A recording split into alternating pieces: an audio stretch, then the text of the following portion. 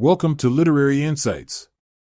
This is the summary of the book Drive, The Surprising Truth About What Motivates Us Paperback by Daniel H. Pink. If you like this content, please consider subscribing and liking this video. The author argues against the use of rewards and punishments as motivators, Motivation 2.0, based on several key points. Rewards extinguish intrinsic motivation. Studies show that rewarding people for engaging in an enjoyable activity makes them lose interest in it. Rewards reduce autonomy and competence, undermining intrinsic motivation. Rewards limit creativity. They narrow our focus and discourage experimentation and risk-taking. Rewards motivate achieving the prize, not mastery or growth. This prevents challenging ourselves or trying new strategies. Rewards discourage risk-taking. They lead us to choose easier tasks and give up more easily in the face of difficulties. We become less willing to push our limits or try new approaches. Rewards undermine interest in the task. They teach us the activity is a means to an end rather than meaningful itself. So we lose interest in the action once the reward is withdrawn. Rewards undermine autonomy and perceived competence. They make us feel controlled and less self-determined, which reduces motivation. Rewards imply someone else is deciding if we did well enough to deserve a reward. Rewards ignore reasons and needs. They are blind motivators applied broadly without considering individual needs or motivations. Not everyone is motivated by the same rewards and punishments. Rewards discourage purpose. They focus our attention on obtaining the reward rather than the meaning or importance of our behavior. Purpose is a more powerful motivator than rewards alone. In summary, the arguments against Motivation 2.0 and the use of rewards are that they undermine intrinsic motivation, limit creativity, discourage risk-taking, reduce interest in tasks, undermine autonomy and perceived competence, ignore reasons and needs, and prevent purpose. The author argues we need to move beyond rewards and punishments to tap into intrinsic motivation. Does this summary accurately capture the author's arguments against using rewards and Motivation 2.0? Let me know if I need to clarify or expand on any point in the summary. Extrinsic motivators like rewards and punishments often undermine intrinsic motivation, especially for creative or cognitive tasks. They tend to narrow focus, limit thinking, reduce risk-taking, and crowd out genuine interest in the work. While extrinsic motivators can be effective for routine, repetitive work, they frequently backfire for complex, creative work. They produce unintended consequences like unethical behavior, addiction to rewards, short-term thinking, and diminished performance and productivity over time. It's best to tap into intrinsic motivation for non-routine work by fostering autonomy, mastery, and purpose. Create an environment where people can do interesting, meaningful work, get helpful feedback, and experience a sense of progress and growth. Use extrinsic motivators strategically and judiciously. Understand the types of work for which they are suitable and when they are likely to backfire. Apply the right motivational approach for the task. Self-determination theory proposes that meeting the psychological needs for competence, autonomy, and relatedness cultivates intrinsic motivation. In contrast, the mechanisms of Motivation 2.0, like rewards and punishments, tend to undermine it. The key is using the right motivational tools for the right situations. Combine intrinsic and extrinsic motivation, and avoid an all-or-nothing view. But when possible, foster intrinsic motivation through supportive, enabling environments that nurture growth, mastery, and purpose. Does this summary reflect the critical concepts around motivations, rewards, and self-determination theory discussed in the passage? Please let me know if you want me to clarify or expand the summary in any way. I'm happy to revise it. Self-determination theory, SDT, proposes that intrinsic motivation is natural but depends on having autonomy, competence, and relatedness. People achieve more and lead more prosperous lives when these psychological needs are met. SDT is part of the broader positive psychology movement, focusing on human strengths and well-being. Other key figures include Mihaly Csikszentmihalyi, Flo, and Martin Seligman.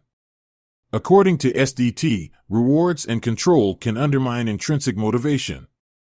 The key is to build the right environment to support inherent causes by meeting basic psychological needs.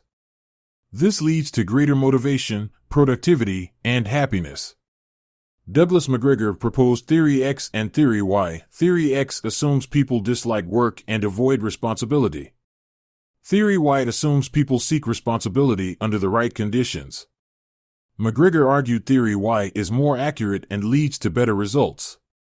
The author proposes Type 1, intrinsic, and Type X, extrinsic, motivation. We should cultivate Type 1 motivation for high performance. Type Is outperform Type X's in the long run, though Type X's may achieve more short-term. Type Is value intrinsic and extrinsic motivators but are not primarily driven by rewards.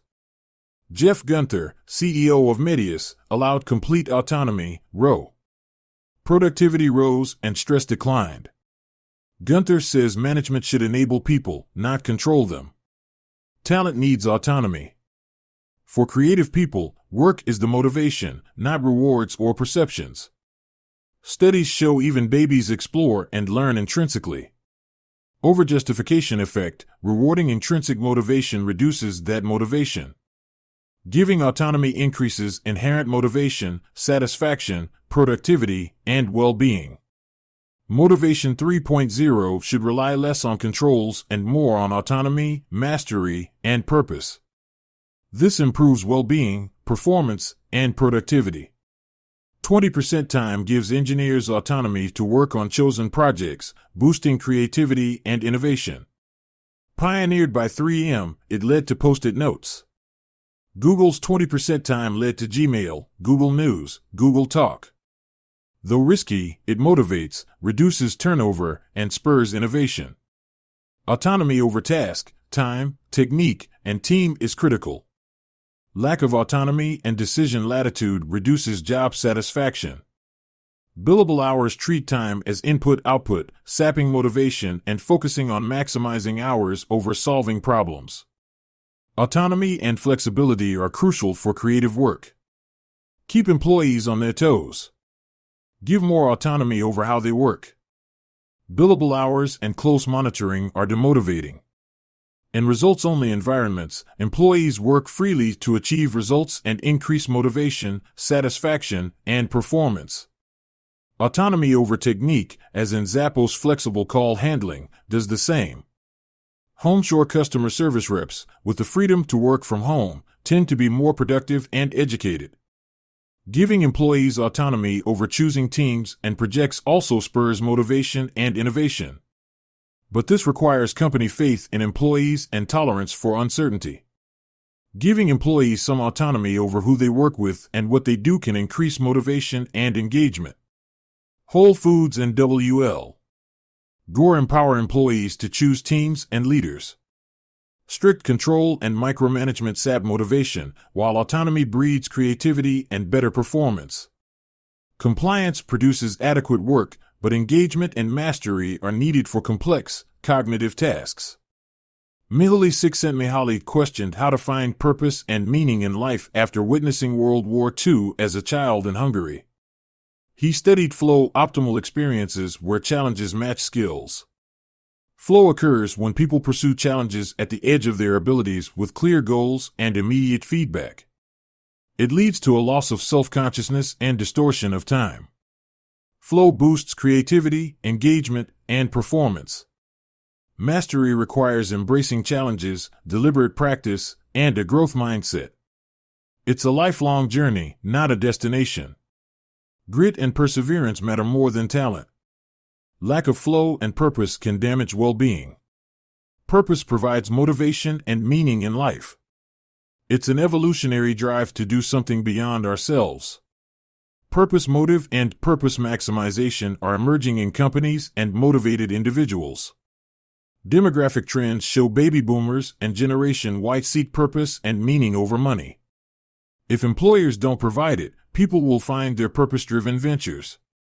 Examples like Tom's Shoes build purpose into their business models. For profit and purpose to coexist, purpose must shape policies, goals, words, and actions, not just be a slogan. Motivation 3.0 incorporates purpose, mastery, and autonomy. It moves beyond the compliance of Motivation 2.0's carrots and sticks, recognizing purpose and mastery as deeper drivers of motivation and performance. The key message is that motivation comes from within. Autonomy, mastery, purpose, and flow give work and life deep meaning. But they require effort to achieve and a growth mindset to pursue. Have students develop their projects or problems to solve.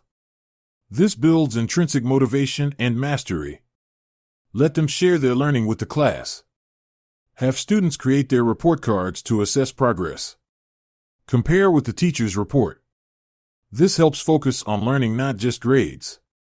Parents can do this at home too.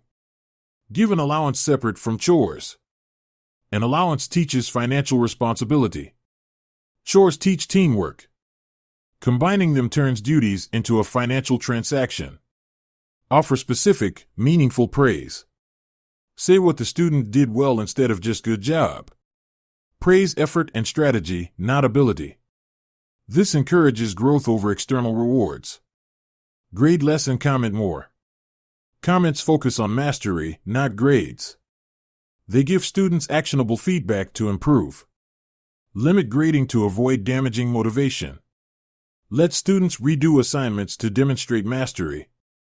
This encourages learning over performance. Multiple attempts help students achieve potential. Help students build a growth mindset. Praise effort and progress, not inherent ability. Teach them abilities can be developed with work. Help them learn from failure. Give students autonomy and input. Have them help set rules and schedules. Choose their books or topics at times. Explain how their information impacts choices. This motivates them to engage. Talk about the meaning, relevance, and purpose of learning. Help students understand how skills apply in life. Relate topics to their interests and goals. This gives learning a sense. Let students work without hovering. Give them space to build independence and mastery. Set basic rules and expectations, but let them problem solve. Help only when needed. Build assessments around open-ended performance, not standardized tests. Assess the meaningful application of skills, not memorization. Portfolios, projects, presentations, and experiments motivate deeper learning.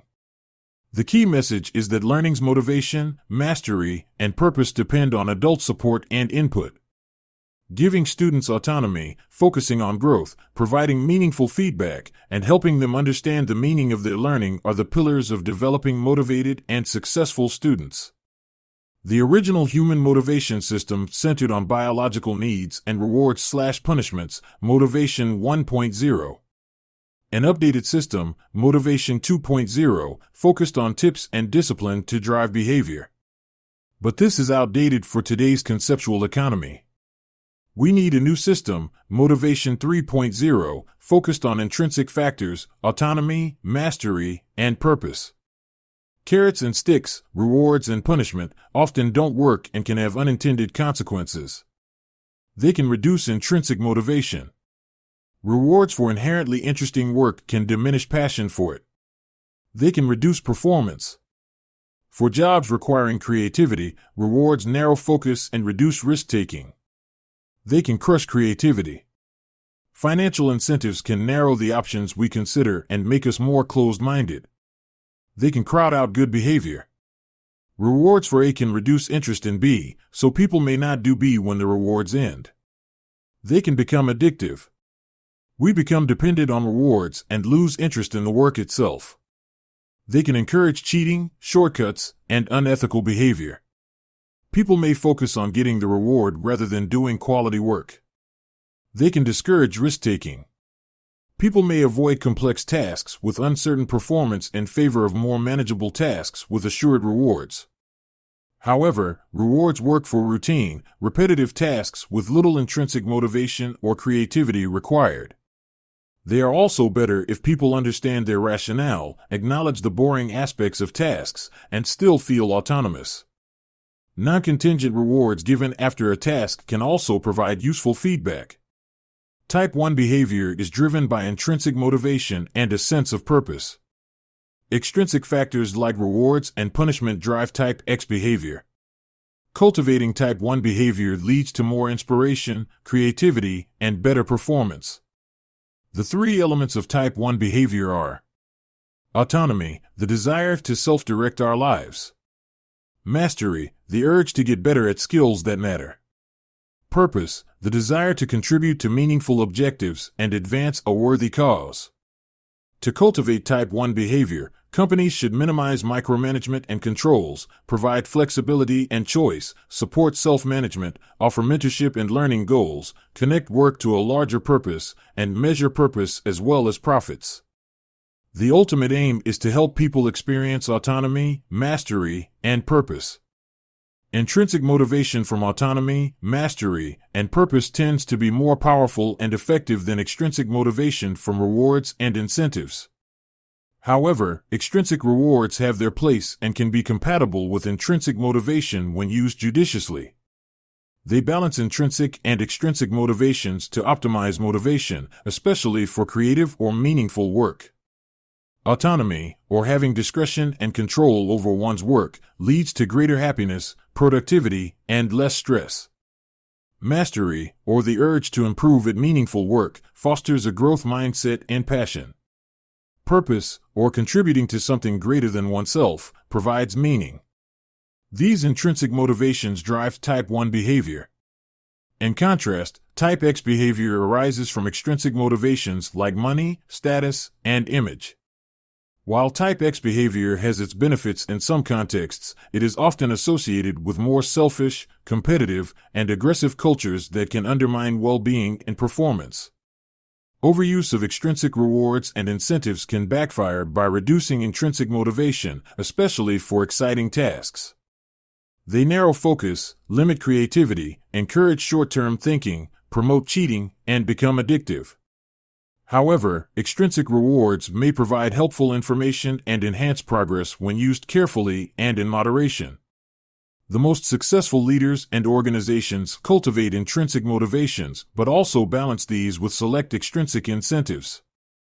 They develop a shared vision and purpose, promote ethical behavior and teamwork, and help individuals find meaning, work-life balance, and good career job fit. Overall progress depends on incremental improvement and bold moves inspired by ambition and vision. In summary, motivation is complex, with many interacting influences. But focusing on intrinsic motivations aligned with select extrinsic motivators in moderation will fuel sustained success, well-being, and progress. An orientation toward purpose and the greater good is vital. With vigilance and balance, we can accomplish great things.